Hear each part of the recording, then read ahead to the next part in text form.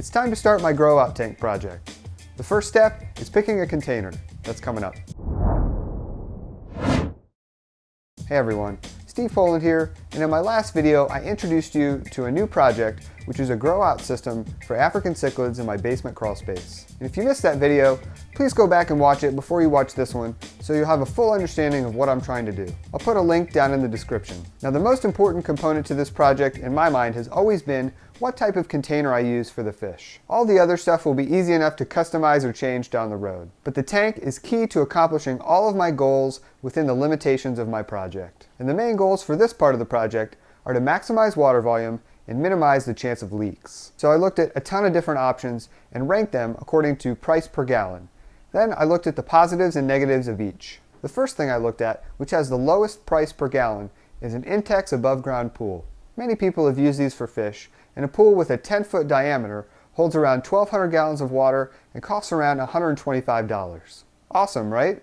Well, maybe it's awesome if it's in your backyard, but I've heard way too many stories about these pools leaking, and 1,200 gallons of water leaking into my crawl space is not anything that I want to think about. Not to mention it would take up my entire 10-foot by 10-foot area. But mostly, when I tried to picture an above-ground pool in my basement crawl space, I just couldn't do it. Next, I looked at IBCs. IBC stands for Intermediate Bulk Container, and these are used extensively in the aquaponics community. I could get one that holds around 330 gallons of water for about $30 on Craigslist. But the entrance to my crawl space is only around 60 inches wide by 30 inches tall. So to use these, I'd have to cut them down significantly. And I considered it for a long time, but ultimately, I just didn't want to have to modify my container right off the bat in that type of a way. Another thing I could get on Craigslist are 55-gallon plastic barrel drums. These are around $20 a piece, but really the container shape of a barrel isn't ideal for the type of fish that I want to keep. It gives them almost no horizontal swimming space. But I did keep these in mind for other parts of the project down the road, like filtration. I also came really close to building a plywood tank. Essentially, it would be like an above-ground pond,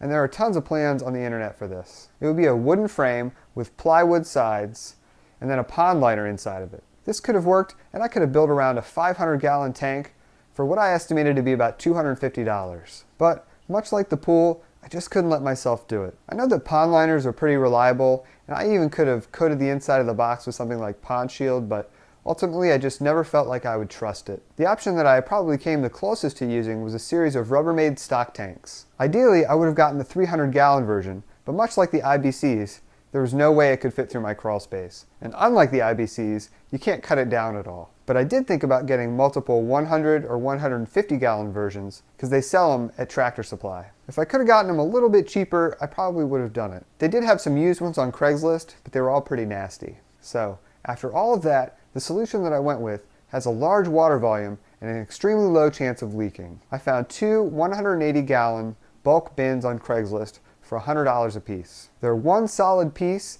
and are made of FDA-approved materials. They even came with lids. You can't really tell from the pictures, but they're actually very clean. It was a tight fit getting them into my crawl space, but now that they're in there, I think they're going to be perfect. In the next part of the series, I'll talk about filtration, so be sure not to miss that. And if this is your first time here, then I would love to have you subscribe, because each week I bring you a new video sharing my experiences in the aquarium hobby. I give updates on my tanks, review products, show you DIY projects like this one, and share tips and tricks to help you take your tank to the next level. Hit subscribe to follow along. Have a good one.